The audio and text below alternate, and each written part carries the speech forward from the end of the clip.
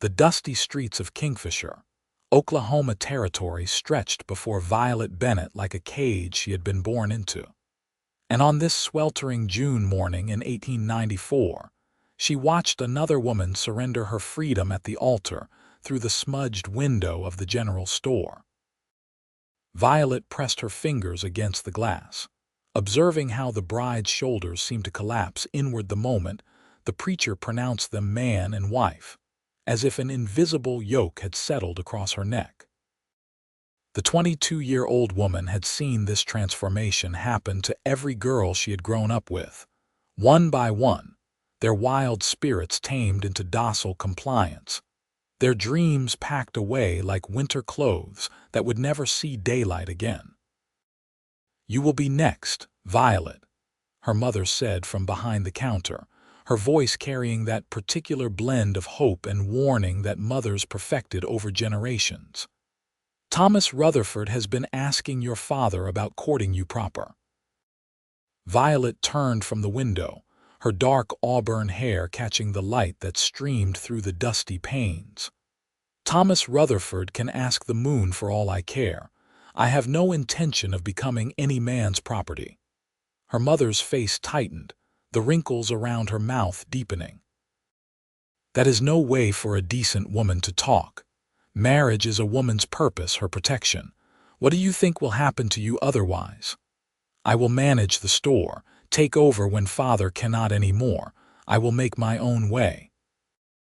Violet straightened the bolts of fabric on the shelf with more force than necessary, the cotton and calico rolls thumping against the wooden surface. "The store will go to your brother when he returns from St. Louis. You know that. A woman cannot run a business alone, not in any way that matters."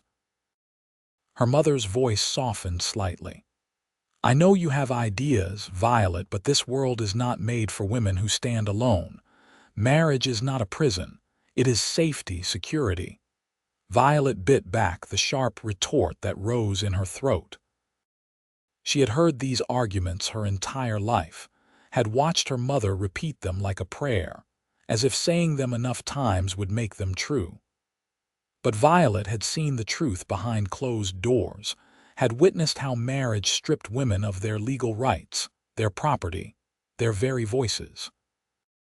Oklahoma Territory might be young and wild, but its laws regarding women were as old and restrictive as anywhere else in the country.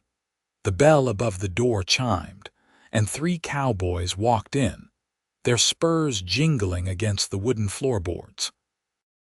Violet recognized 2 of them from various ranches around Kingfisher, but the third man was a stranger. He was tall, with sandy brown hair that curled slightly at his collar, and eyes the color of creek water in summer.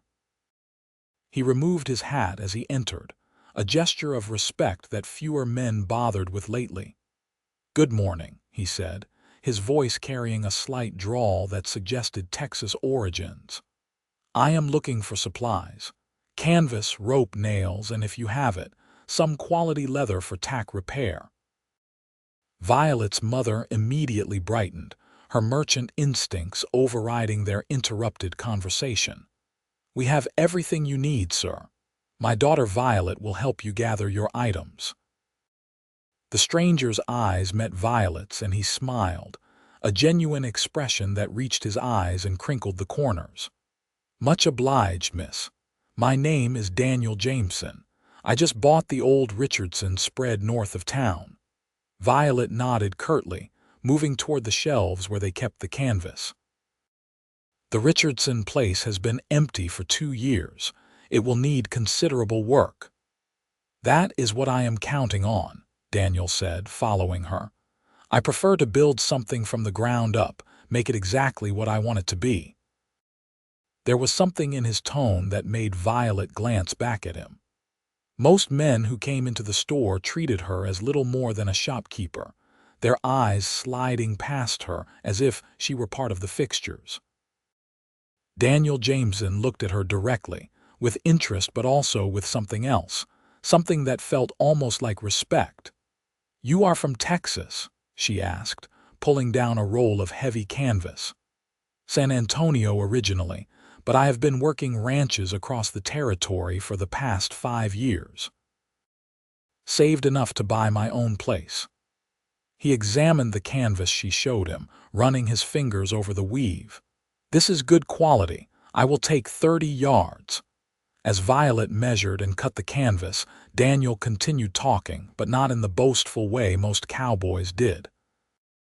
He spoke about his plans for the ranch, about wanting to try new methods of cattle management he had read about building a house that would withstand the Oklahoma storms and summers.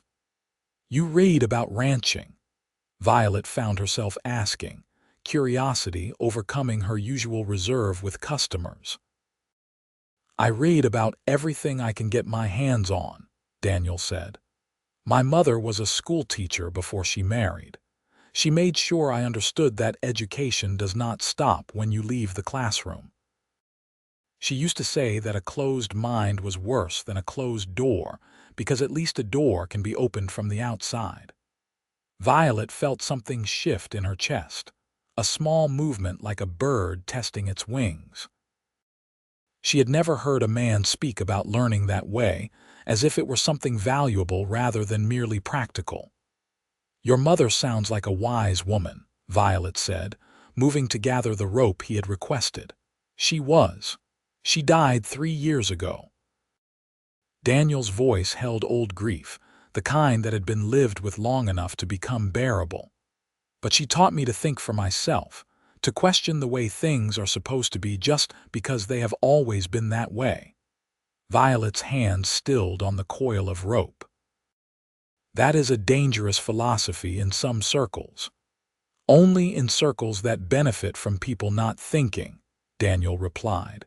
His eyes held hers for a moment longer than was strictly proper, and Violet felt heat rise in her cheeks.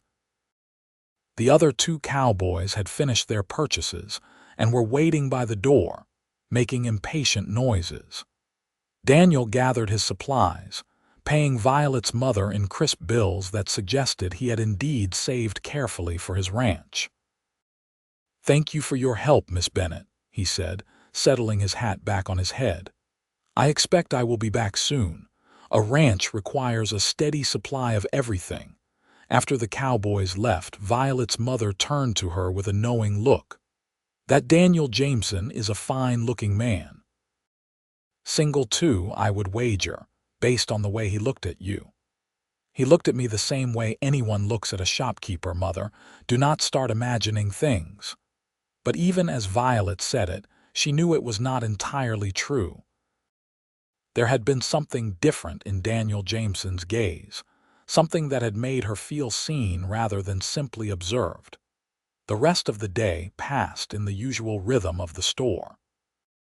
Violet helped customers, restocked shelves, and kept the accounts while her mind wandered to thoughts of the stranger with the Texas drawl and ideas about building things from the ground up. She tried to push the thoughts away, reminding herself that one pleasant conversation did not mean anything, that men were often charming in public and tyrannical in private. That evening, as Violet walked home through the dusty streets, she passed the house where the morning's wedding had taken place.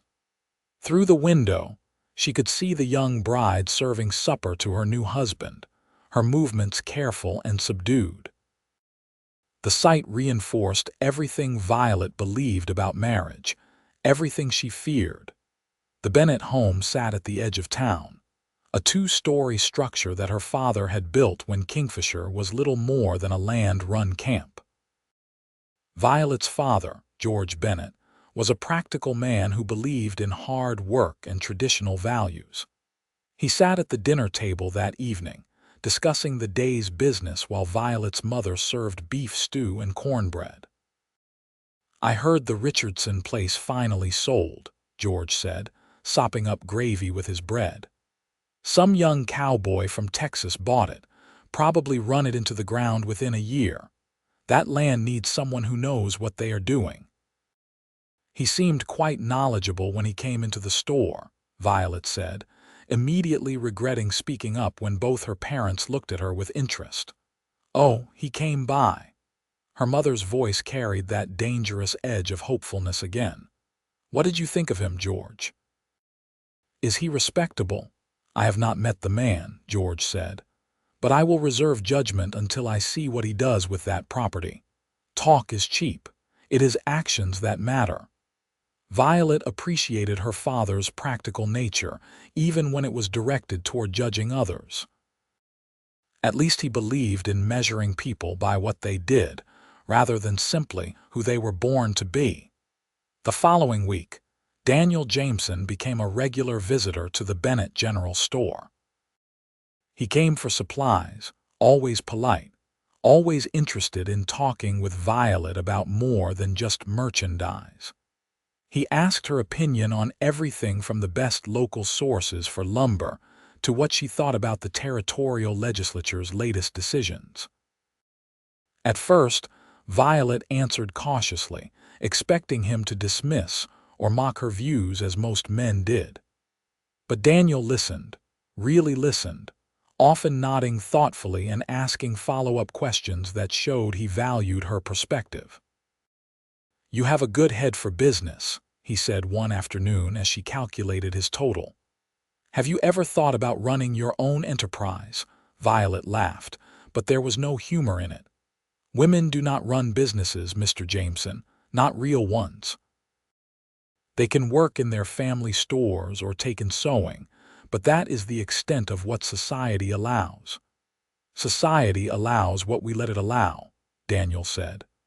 "I have seen women run successful businesses in San Antonio. It is not common, but it is possible, especially out here in the territories where the rules are not as firmly set." "The rules are always firmly set for women," Violet replied, an edge creeping into her voice. "Marriage makes it even worse. A woman's property becomes her husband's property. Her wages become his wages. She cannot even sign a contract in her own name. So please do not talk to me about possibilities when the law itself is a cage." Daniel was quiet for a moment, and Violet expected him to make excuses or change the subject as men did when confronted with uncomfortable truths. Instead, he said, "You are absolutely right. The laws are unjust. My mother felt the same way. She used to attend suffrage meetings when we lived in San Antonio, even though my father disapproved." Violet looked at him sharply. "Your father disapproved, but she went anyway." "She did. They argued about it, but he never forbade her. He said he might disagree with her politics, but he had not married her to own her." Daniel's expression was thoughtful, almost nostalgic. "Looking back, I can see that their marriage was unusual. They were partners, truly. They disagreed on many things, but they respected each other's right to think differently." "That sounds like a fairy tale," Violet said softly. "It was rare," Daniel admitted, "but it was real. It taught me that marriage does not have to be about ownership. It can be about partnership, about two people choosing to build something together while still remaining themselves." Violet felt something dangerous bloom in her chest, hope, and she tried to crush it immediately. Hope was what led women into traps, made them believe that their situation would be different, special, only to find themselves in the same cage as every other wife. Over the next several weeks, Daniel's visits became the highlight of Violet's days, though she tried hard not to admit it even to herself. He would come in for supplies but would linger, talking with her about everything under the sun. He brought her books from his own collection, volumes on history and science, and even a worn copy of John Stuart Mill's The Subjection of Women, which made Violet's mother nearly faint when she saw the title. "This is radical literature," Violet's mother hissed when Daniel had left. "That man is filling your head with dangerous ideas." "These are not new ideas to me, Mother," Violet replied calmly. "I have thought this way for years. Mr. Jameson is simply the first person who has not tried to talk me out of my own thoughts."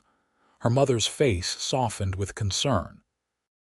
"Violet, I worry about you. I know you think marriage is a trap, but the alternative is worse. An unmarried woman has no security, no protection. When your father and I are gone, what will you do? Your brother will inherit the store. You will have nothing.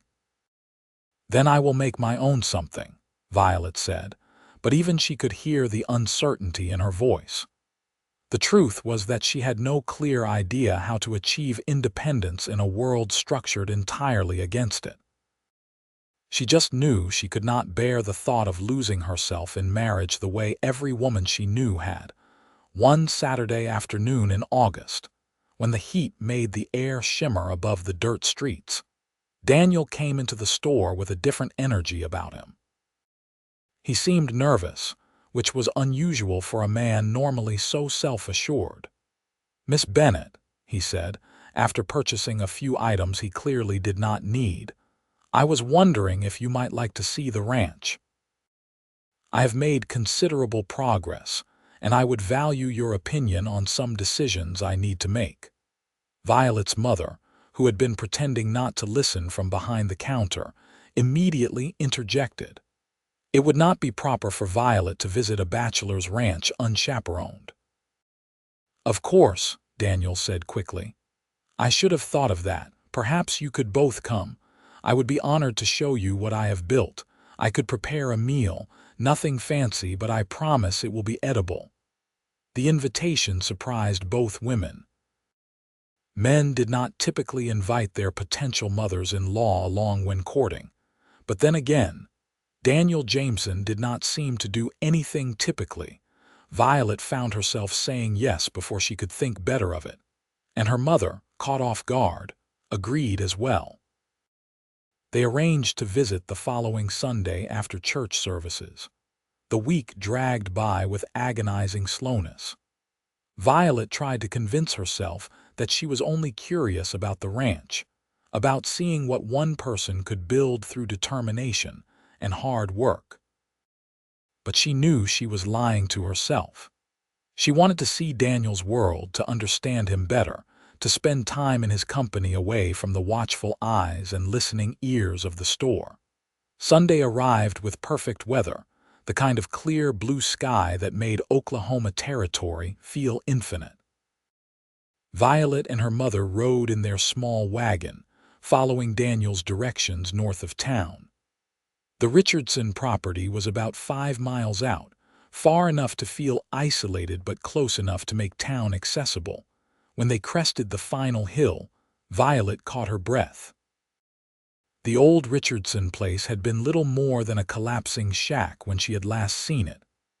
Now, a sturdy ranch house stood in its place, not large but well built, with a wide porch and actual glass windows that caught the sunlight. A new barn rose behind it, and several corrals held horses and a small herd of cattle. Everything showed signs of hard work and careful planning. Daniel emerged from the house as they approached, wiping his hands on a cloth. He had dressed in clean clothes, his hair still damp as if he had just washed. "Welcome," he called out. "I am glad you could come." He helped them down from the wagon with careful courtesy, offering his hand to Violet's mother first, then to Violet. When his fingers closed around hers, Violet felt a jolt of electricity that had nothing to do with the dry prairie air. Daniel gave them a tour of the property, explaining his plans and improvements with genuine enthusiasm. He showed them the house, which was simple but thoughtfully designed. The kitchen had a good stove and plenty of workspace. The main room had built-in bookshelves already half filled with volumes. There were 2 bedrooms, one clearly his and one currently empty. "I built it larger than I need right now," Daniel explained, "because I hope to expand someday. A ranch is better with a family, with children to teach and pass it on to." Violet's mother perked up at this, and Violet felt her defenses rising. Here it came, the real reason for the invitation, the courting behavior she had been dreading. But Daniel continued, "Of course, that is years away. First, I need to make this place truly successful. I want to prove some of my theories about cattle management.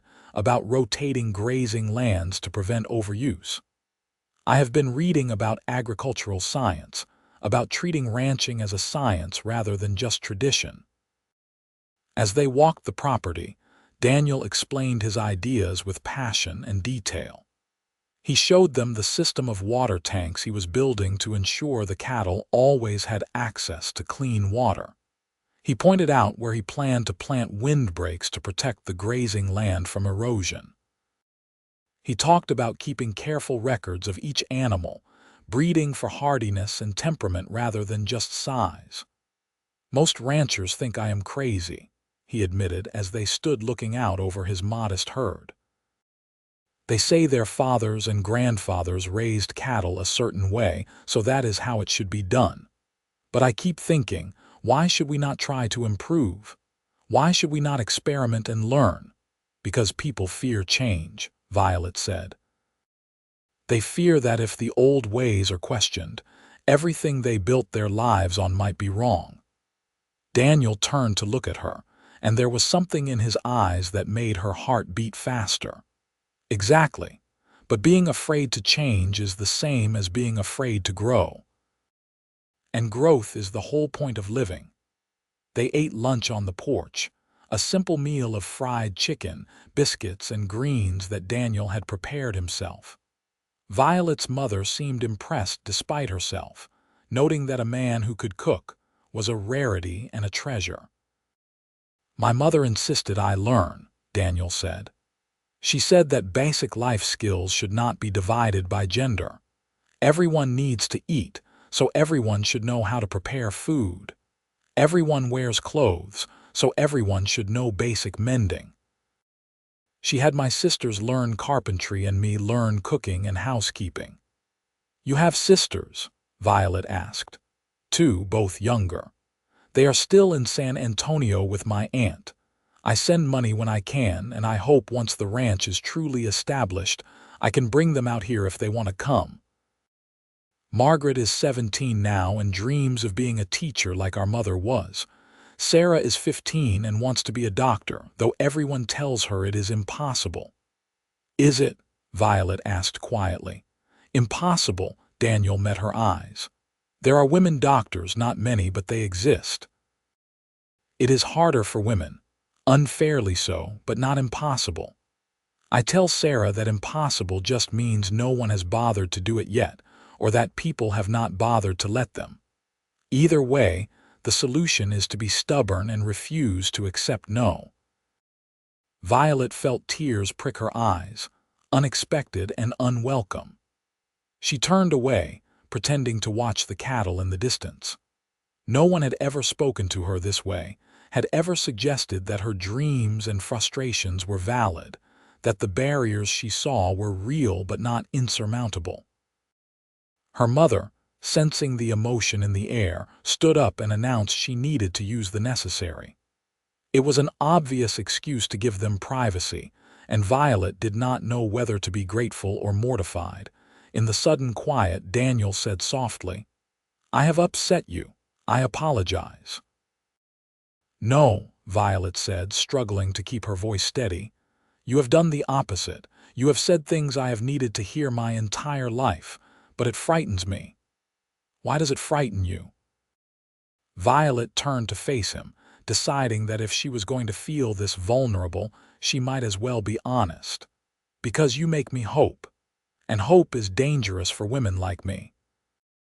Hope makes you believe that things can be different, that marriage can be partnership instead of servitude, that a woman can keep her mind and voice and self.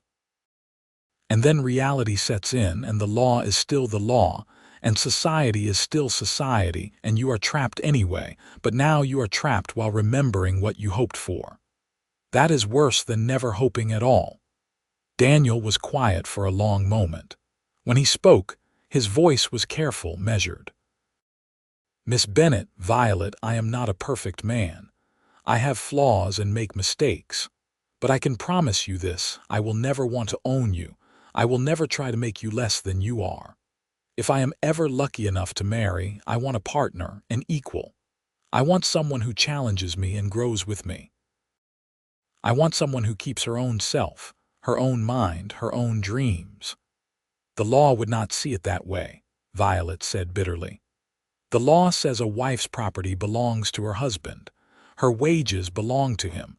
She cannot even make legal decisions about her own children without his consent." "The law is wrong," Daniel said firmly. "And there are ways around it, not perfect ways, but ways. Property can be held in trust. Agreements can be made in writing. Even if they are not legally binding, they can be morally binding between two people who respect each other. And out here in the territories, we can build something different if we are brave enough to try." Violet wanted to believe him so badly it physically hurt. "Why are you saying these things to me?" Daniel stepped closer, not touching her but near enough that she could feel the warmth of him in the afternoon sun. "Because I have been half in love with you since the first day I walked into your store and you looked at me like I was a person worth knowing. Because every conversation we have had since has made me more certain that you are the most remarkable woman I have ever met. Because I think you are brilliant and brave, and you should not have to make yourself smaller to fit into someone else's idea of what a woman should be." Violet's breath caught. No one had ever spoken to her this way. No one had ever seen her clearly and wanted more rather than less. "I am not asking you for anything right now," Daniel continued. "I am just telling you the truth. And the truth is that I would like to court you properly, if you will let me. Not to trap you or own you, but because I would like the chance to show you that not all men want a doll for a wife. Some of us want a partner, a friend, an equal. I want to build something with someone, not have someone to serve me."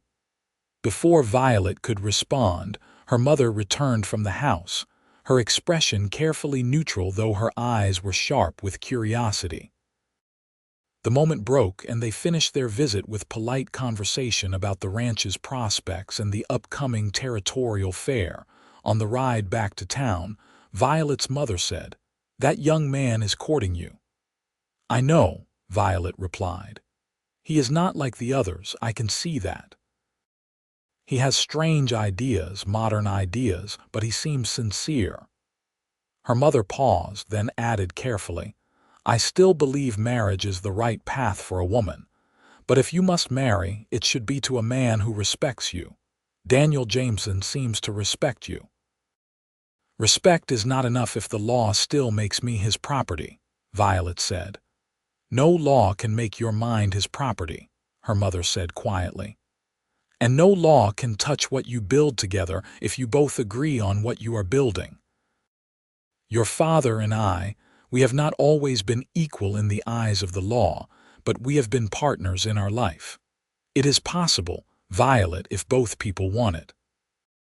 Violet looked at her mother with new eyes, seeing perhaps for the first time the compromises and negotiations that had sustained her parents' marriage, the quiet rebellions and private agreements that the outside world never saw.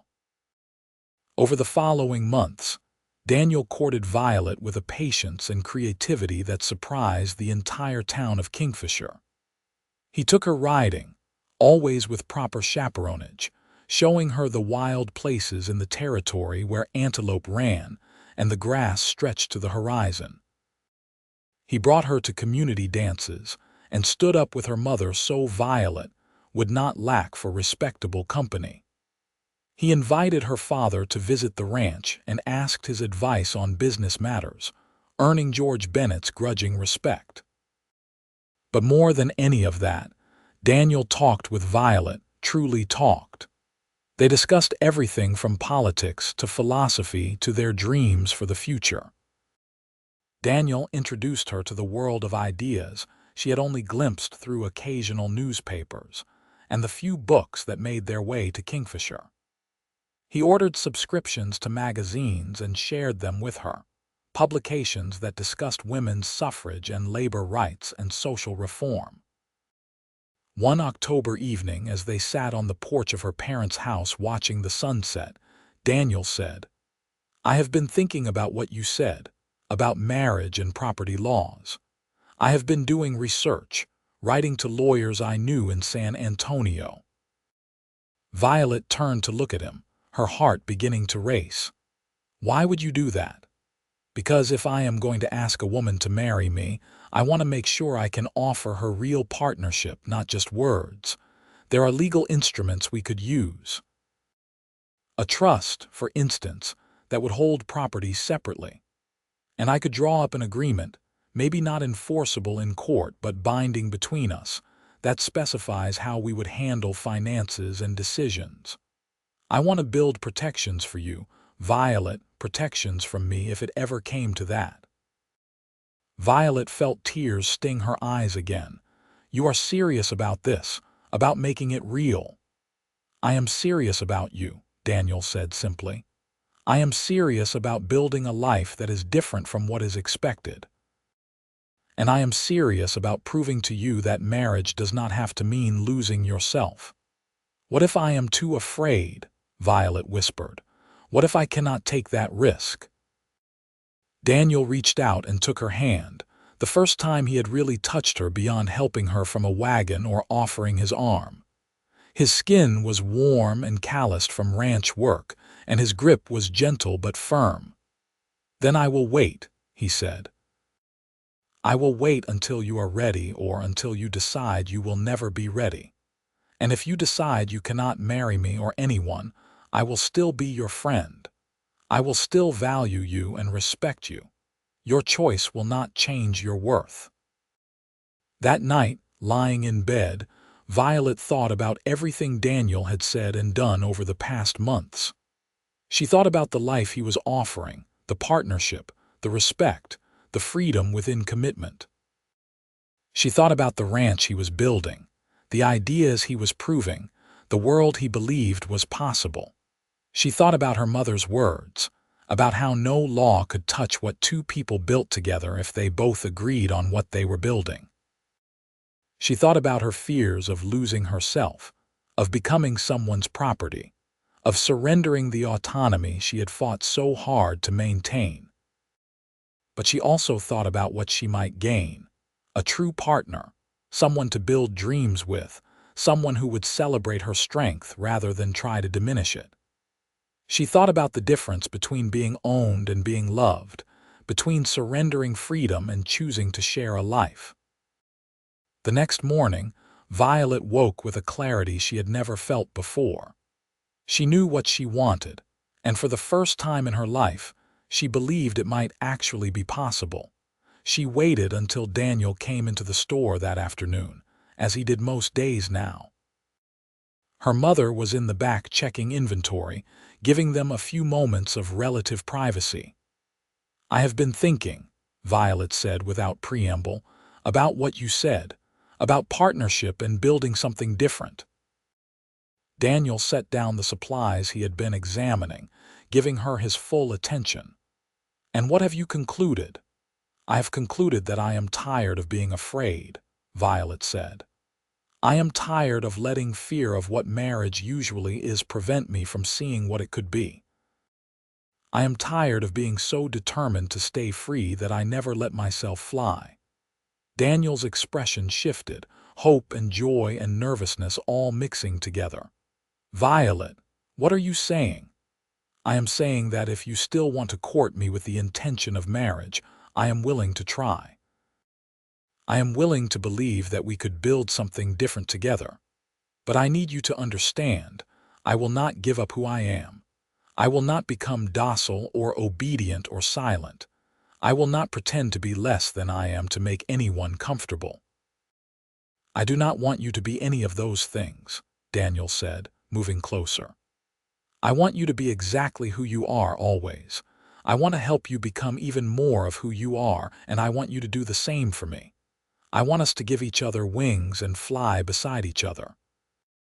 Violet felt something inside her chest break open, a cage door swinging wide after years of being locked. Then yes, she said.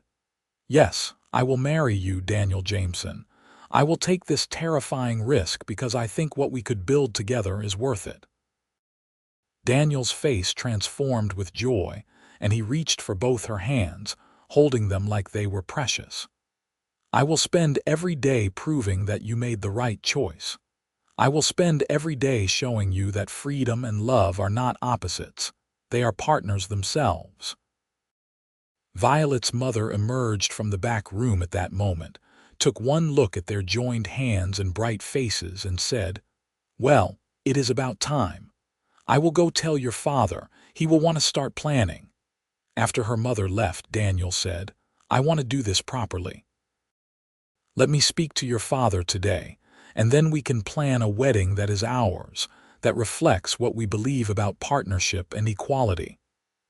"I do not want a traditional ceremony," Violet said firmly. "I do not want to promise to obey you because I will not. I want vows that reflect real partnership." "Then that is what we will have," Daniel said. "We will write our own vows. We will make our own promises. This is our marriage, Violet. We get to decide what it means." The engagement was announced, and Kingfisher buzzed with gossip and speculation. Some people were scandalized by the unconventional nature of Daniel and Violet's relationship, by the way they spoke to each other as equals, by Violet's unwillingness to play the blushing, submissive bride. Others were intrigued, especially some of the younger women who had been watching Violet's independent stance with secret admiration. Thomas Rutherford, who had hoped to court Violet himself, made some bitter comments about strong-willed women and men who did not know how to handle them. Daniel heard about it and confronted him calmly in the street one day, saying loud enough for others to hear, "My fiancée does not need to be handled, Rutherford. She needs to be respected, valued, and partnered with. If you cannot understand the difference, then I pity any woman who ends up with you." The confrontation became town legend, and several women made a point of thanking Daniel privately for his words. Violet heard about it and felt another layer of her protective walls crumble. He was not just saying these things to her in private, he was living them publicly, defending her and their partnership even when it made him a target for mockery. They spent the months of their engagement preparing for their life together in practical ways. Violet taught Daniel the finer points of bookkeeping and business management, skills she had learned in the store. Daniel taught Violet about ranching, taking her out to his property regularly, and showing her how everything worked, from caring for horses to managing cattle to reading weather patterns. They worked together on the house, with Violet making suggestions about layout and storage that Daniel implemented. He insisted she choose everything about the home's interior, saying it would be hers as much as his, so her comfort and preferences mattered equally. More importantly, they worked with a lawyer to draw up the documents Daniel had mentioned. The lawyer, a practical man from Guthrie who had seen enough bad marriages to appreciate what they were trying to do, helped them create a trust that would hold Violet's inheritance and any property or earnings she brought to the marriage separately. He also drafted a private agreement between them outlining how they would make decisions jointly, how finances would be managed, and how disputes would be handled. "This will not hold up in court if you contest it," the lawyer told Daniel bluntly. "The law is clear that a man has final say over his wife's property and decisions. But if you are both operating in good faith, this document can serve as your personal contract, your private law between yourselves." "That is exactly what I want," Daniel said. "I want Violet to have something in writing that shows my intentions are genuine, that proves I see her as an equal partner." The lawyer looked at Violet. "Miss Bennett, you understand that legally, you will still be at his mercy. No matter what this paper says, the law gives him power over you." "I understand," Violet said, "but I also understand that any marriage is ultimately based on trust. Legal protections only matter if you want to use them against each other. I am choosing to believe that Daniel and I will not become people who need legal protection from each other." "Then I wish you both the very best," the lawyer said. I think you are building something rare and precious. Do not let the world tell you it cannot exist just because it is unusual. They planned the wedding for April, giving them time to prepare and also allowing the ranch another season to establish itself. Violet continued working at the store, saving every penny she could. Daniel continued improving his property, and his innovative methods were beginning to show results that even skeptical neighbors had to acknowledge. One cold February evening, as Violet and Daniel sat by the fire in her parents' parlor, he said, "I got a letter from my sisters today. They want to come to the wedding." "Of course they should come," Violet said. "I want to meet them. They are going to be my sisters too." Daniel smiled. "Margaret is excited to meet you. Sarah wants to know if you will talk to her about running a business, about being independent." "I think you are already her hero." "I am hardly a hero," Violet said. "I work in my father's store. I have not actually done anything remarkable." "You have done something remarkable," Daniel said seriously. "You have refused to surrender who you are. You have stood your ground in a world that tells women to sit down, and now you are choosing to marry while still maintaining yourself. That is remarkable, Violet. That takes more courage than most people ever find." Violet felt her throat tighten with emotion. "Sometimes I still get afraid. Sometimes I wake up in the night and think about how I am giving up the safety of solitude, taking a risk that could change everything." "I get afraid too," Daniel admitted. "I am afraid of failing you, of not living up to the promises I have made, of the world being harder on us than we expect because we are doing things differently. But then I think about what we are building together, and the fear seems worth it." "What are we building?" Violet asked softly. "When you imagine our life in 5 years, 10 years, what do you see?" Daniel was quiet for a moment, staring into the fire. "I see a thriving ranch, but not just in terms of cattle and profit. I see a place where new ideas are tried and shared, where neighbors come to learn and exchange information. I see a home full of books and conversation, and maybe children if we are blessed with them. I see you running some enterprise of your own, something that uses your mind and skills. I see us as old people looking back on a life built together, where we both became more than we could have been alone." "That is a beautiful vision," Violet said. "What do you see?" Daniel asked. Violet thought carefully before answering. "I see myself still being me, but not alone anymore. I see partnership that makes me braver instead of smaller. I see making mistakes and figuring things out together. I see proving that marriage does not have to be a cage, that it can be a foundation to build something bigger from. And I see loving you, really loving you, in a way I never thought I would be able to love anyone, because I never thought anyone would want the real me." Daniel reached for her hand. "The real you is the only you I have ever wanted." Spring came to Oklahoma Territory with its usual drama, sudden storms and brilliant wildflowers erupting across the prairie. Violet's wedding day dawned clear and warm, the kind of perfect April morning that felt like a blessing. Daniel's sisters had arrived a week earlier, and Violet had fallen immediately in love with both of them. Margaret was quiet and thoughtful, with her brother's same interest in learning and ideas. Sarah was fierce and determined, asking Violet 100 questions about business and independence and how to navigate a world that did not want women to be strong. The ceremony was held in the small church, but everything about it was unusual. Violet wore a simple but elegant dress in a soft blue color instead of white, having declared that she saw no reason to pretend to be something she was not. Daniel wore his best suit, cleaned and pressed, his sandy hair neatly combed for once. The preacher, after some initial resistance, had agreed to let them write their own vows. When the moment came, Daniel took both of Violet's hands and said in a voice that carried through the church, "Violet Bennett, I promise to be your partner, your equal, your friend. I promise to respect your mind, your voice, and your choices. I promise never to try to own you or diminish you. I promise to help you fly and to fly beside you.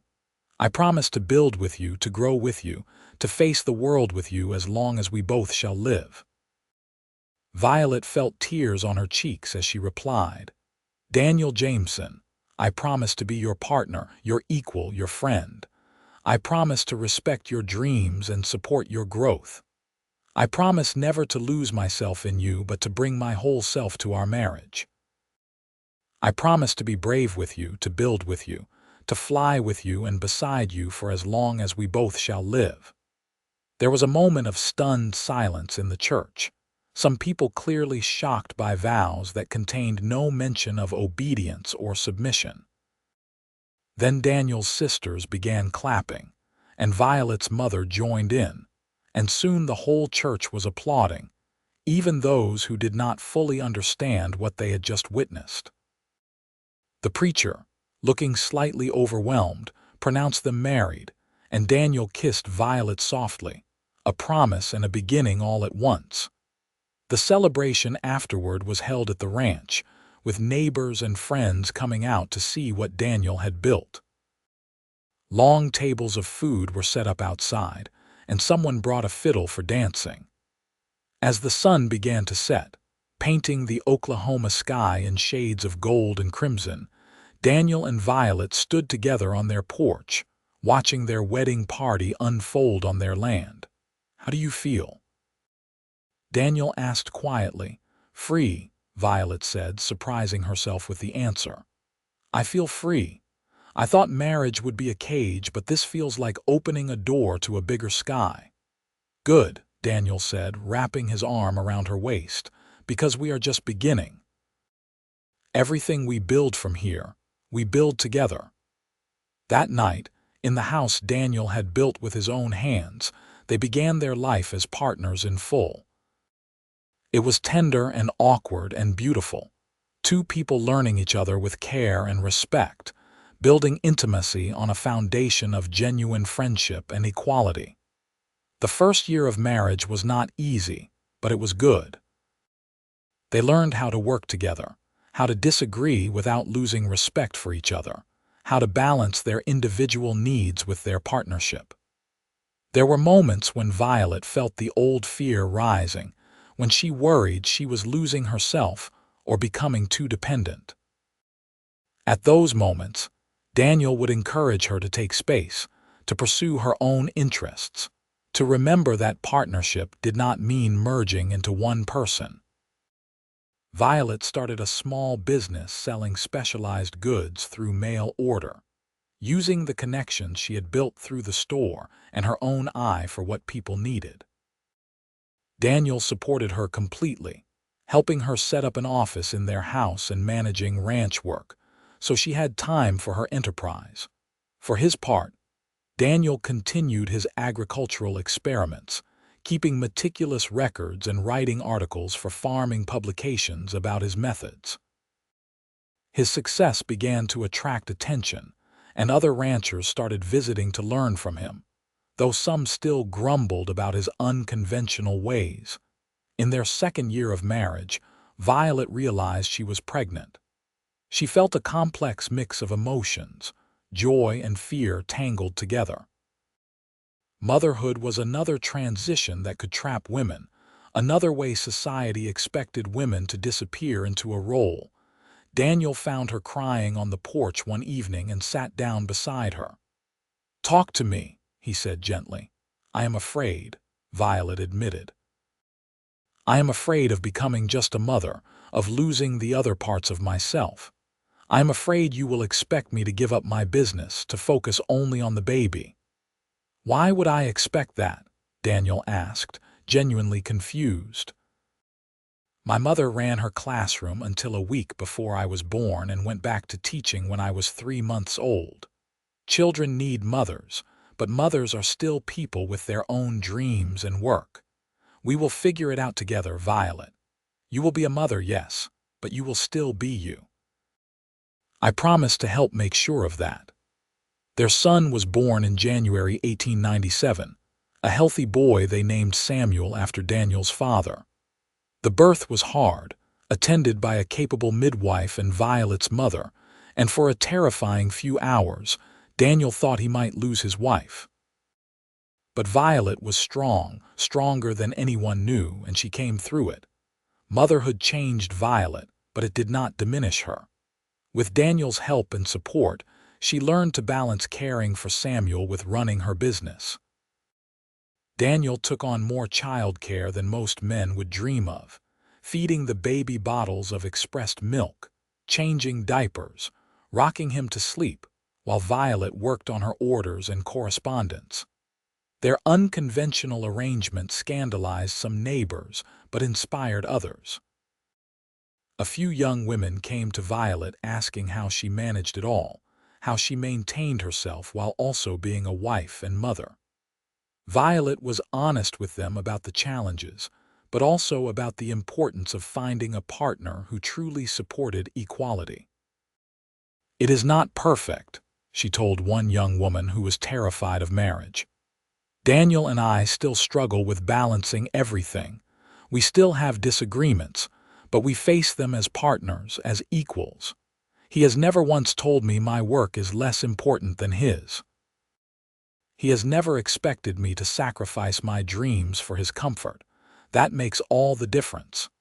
The years rolled on, each one bringing new challenges and joys. The ranch prospered, becoming known as one of the most innovative in the territory. Violet's business grew, and she eventually expanded to include a small catalog that distributed goods across Oklahoma Territory and beyond. They had 2 more children, a daughter named Lily in 1899 and another son, Thomas, in 1902. Daniel kept his promise to support his sisters as well. Margaret became a teacher as she had dreamed, working in the Kingfisher School. Sarah, against all odds and expectations, went to medical school back east, funded partly by Daniel and partly by her own fierce determination. She became one of the few female doctors in the region, eventually returning to Oklahoma to practice. As Oklahoma moved toward statehood, Daniel and Violet became involved in political discussions about the new state constitution. They were both passionate advocates for women's suffrage, arguing at public meetings that the new state should grant women full voting rights from the beginning. "We have a chance to build something new here," Daniel argued at a packed town hall meeting in 1906. "We do not have to replicate the mistakes of older states. We can recognize from the start that women are full citizens deserving of full rights." Not everyone agreed, of course. There were bitter arguments and heated debates. But Violet and Daniel stood together, their partnership itself a testimony to what equality could look like. Violet spoke at meetings too, her voice steady and clear as she described what it was like to be denied basic legal rights, to be treated as property under the law. Oklahoma did not grant full women's suffrage when it became a state in 1907, but the seeds were planted. The conversations continued, and people like Daniel and Violet kept pushing, kept demonstrating through their own lives that partnership and equality benefited everyone. One evening in 1910, as they sat on their porch watching their children play in the yard, Violet said, "Do you remember when you told me you wanted to give me wings and fly beside me?" "I remember," Daniel said, reaching for her hand. "I did not believe it was possible then," Violet said softly. "I thought it was a beautiful lie, something men said but never meant. But you have kept that promise, Daniel. For 16 years you have kept it. You have given me wings and you have flown beside me. You have never tried to clip my feathers or cage me. You have celebrated every time I soared." Daniel lifted her hand to his lips and kissed it gently. "You have done the same for me, Violet. You have pushed me to be better, to think deeper, to grow. You have challenged me and supported me, This partnership has made me more than I ever could have been alone. You think we have succeeded?" Violet asked. "You think we have built something different, something that proves marriage does not have to be a cage?" Daniel looked out at their land, their home, their children, the life they had created together through hard work and mutual respect and love. "I think we have built something extraordinary, not perfect but real. We have shown that two people can join their lives without either one disappearing. We have proven that love and freedom are not opposites. I want our children to know this is possible," Violet said. "I want Samuel to grow up knowing how to be a real partner. I want Lily to grow up knowing she should never accept less than full respect. I want Thomas to see that strength and gentleness are not opposites either." "They will know," Daniel promised. "They are seeing it every day in how we live, in how we treat each other. We are building their foundation, teaching them what partnership really means." As the sun set over the Oklahoma prairie, painting the sky in brilliant colors, Violet thought about the young woman she had been 17 years ago, standing at the general store window watching another woman surrender her freedom at the altar. She thought about how certain she had been that marriage meant losing herself, that commitment meant confinement. She had been both right and wrong. Marriage to the wrong person, marriage built on ownership and submission, absolutely would have been a cage. But marriage to Daniel, marriage built on partnership and equality and mutual respect, had become the foundation from which she had flown higher than she ever could have alone. Their children grew up strong and independent. Samuel became a lawyer who specialized in women's property rights, fighting to change the unjust laws his mother had railed against. Lily became a journalist, writing articles about social reform and women's rights. Thomas took over the ranch, implementing even more progressive ideas than his father had, and married a woman who was his true equal. Daniel's sister Sarah married late, a fellow doctor who respected her work and ambition. Margaret married a teacher and raised 4 children who all went to college. Unusual for the time but characteristic of a family that valued education and independence. As the years passed and their hair turned gray, Daniel and Violet became something of a legend in Kingfisher and the surrounding area. Young couples came to them for advice, wanting to know how to build marriages like theirs. Violet always told them the same thing. It required finding someone who valued your equality not just in words but in action, someone willing to swim against society's current. And it requires being brave, she would add. Brave enough to demand respect. Brave enough to stay yourself even when the world wants you to shrink. Brave enough to build something new even when the old patterns are easier. In 1920, when the 19th Amendment was finally ratified granting women the right to vote, Violet cried. She was 58 years old, had been fighting for this moment her entire adult life. Daniel held her as she wept with joy and relief. "We did it," she said through her tears. "Not just us, but all of us who refused to stay silent, who kept pushing. We finally did it." "You did it," Daniel said firmly. "You and women like you who refused to accept injustice, who kept fighting even when it seemed hopeless. I am so proud of you, Violet. I have been proud of you every single day since I met you." They voted together in the first election, where Violet could cast a ballot, walking into the polling place hand in hand. It was a moment of triumph, a validation of everything they had believed and fought for. The ranch continued to thrive through the 1920s, though the hard times of the Dust Bowl in the 1930s tested everything Daniel had built. But his methods of careful land management, of rotating grazing and protecting the soil, meant their property weathered the storms better than many others. They opened their doors to neighbors who were struggling, sharing resources and knowledge.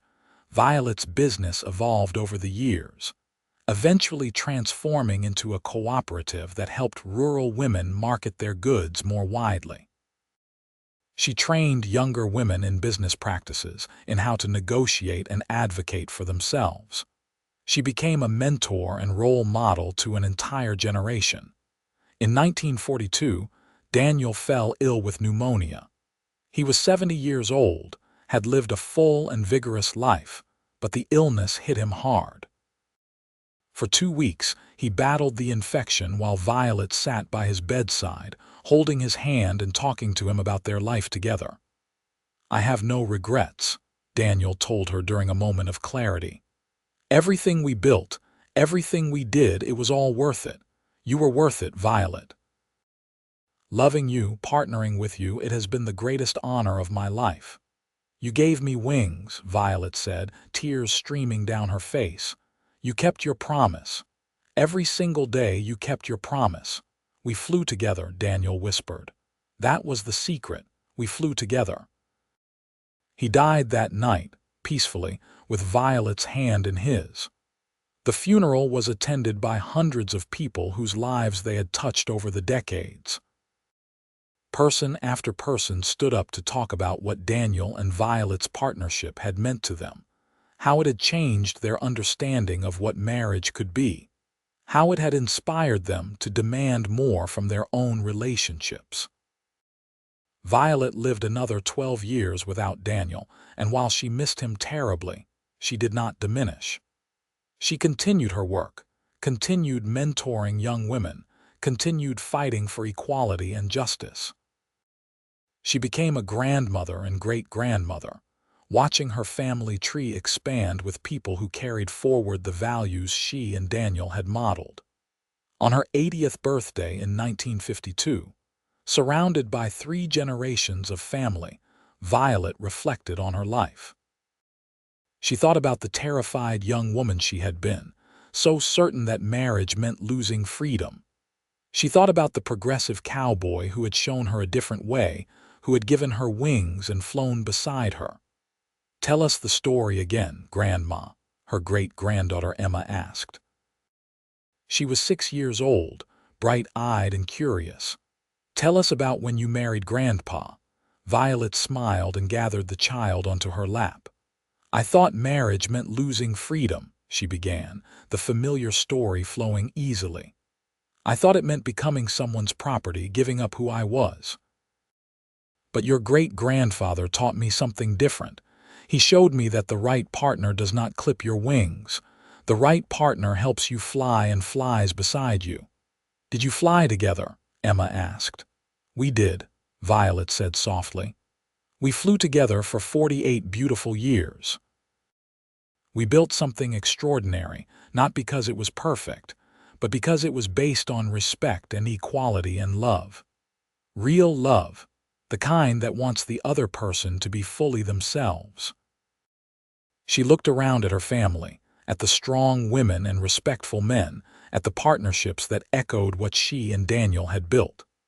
She saw her legacy not just in bloodline but in values, in the belief that love and freedom were not opposites but partners themselves. "Always remember," Violet told Emma and the other grandchildren gathered around, "that you should never make yourself smaller for anyone. Find someone who celebrates your bigness, who wants you to soar, and then fly together, building something neither of you could build alone." Violet passed away peacefully in 1954, at the age of 82. She died knowing she had lived fully, had refused to be caged, had built something remarkable with a man who had truly understood that giving someone wings meant flying beside them, not trying to control where they flew. She was buried beside Daniel on their ranch, under the wide Oklahoma sky they had both loved. The headstone reads simply, "Violet and Daniel Jameson, partners in life and love, together they flew." Their children and grandchildren continued the ranch for generations, maintaining the progressive values and innovative spirit that Daniel and Violet had established. The house became something of a historical site, a place where students of women's history came to learn about an early example of true marital partnership. The documents Daniel had drawn up, protecting Violet's separate property and outlining their agreement to equal partnership, were eventually donated to a museum. They became teaching tools, examples of how some couples had tried to work around unjust laws, how some people had refused to accept the status quo even when changing it was difficult. Stories about Violet and Daniel were passed down through the family and the community. They became symbols of what was possible when two people truly committed to equality, when they built their relationship on respect rather than ownership, on partnership rather than domination. Young women in the family were told about Violet's courage in demanding equality when the world told her to be silent. Young men were told about Daniel's progressive beliefs and his willingness to live counter to society's expectations of how a husband should behave. The ranch itself, maintained by Thomas's descendants, became a working museum of agricultural innovation, showing how Daniel's methods had preserved the land through the Dust Bowl and beyond. Visitors came to learn about sustainable ranching practices and stayed to hear stories about the remarkable couple who had built something beautiful together. Violet's business cooperative continued in various forms well into the 21st century, still helping rural women market their products and maintain economic independence. The organization considered her its founder and held an annual celebration in her honor. Sarah's medical practice evolved into a family practice run by her descendants, several of whom followed her into medicine. The clinic kept her original shingle on the wall, a reminder of the barriers she had broken. Samuel's law firm specialized in family law and women's rights for 3 generations, carrying forward his mother's passion for justice and his father's belief in equality. The story of Violet and Daniel became a local legend, then a regional one, and eventually drew the attention of historians studying the evolution of marriage and women's rights in the American West. Books were written, papers published, all examining how this one couple in Oklahoma Territory had created a blueprint for equal partnership decades before such ideas became mainstream. But perhaps their greatest legacy was simpler and more personal. It lived in every marriage in their family tree that was built on mutual respect. It lived in every woman who refused to make herself smaller. It lived in every man who understood that loving someone meant helping them become more fully themselves. It lived in the memory of wings spread wide against an Oklahoma sky, of two people who had flown together through life, partners in every sense of the word, proving that freedom and love were not opposites, but rather the foundation of something extraordinary. Years after both had passed, their great-great-granddaughter would stand on the same porch where they had stood so many evenings, looking out over the same land, and feel their presence. She would think about how Violet had been so afraid that marriage meant losing freedom, and how Daniel had shown her differently, had given her wings and flown beside her. And she would understand, in a way that reached across generations, that what they had built was not just a ranch or a family or a legacy of progressive values. What they had built was proof that two people could join their lives without either one disappearing. That partnership could mean flying higher together than either could fly alone. That was the gift Violet and Daniel gave to all who came after them, the knowledge that love did not require surrender, that marriage could be liberation rather than confinement, that the right person would give you wings and fly beside you, celebrating every moment you soared. Their story, begun in a dusty Oklahoma general store in 1894 and spanning 6 decades of partnership, remained a testament to what was possible when two brave people decided to build something different, to reject society's limitations and create their own definition of what love and marriage could be. And in the end, that was everything. They had lived fully, loved deeply, and flown together across a lifetime, two partners against the Oklahoma sky, free and together, exactly as they had promised each other on their wedding day so many years before.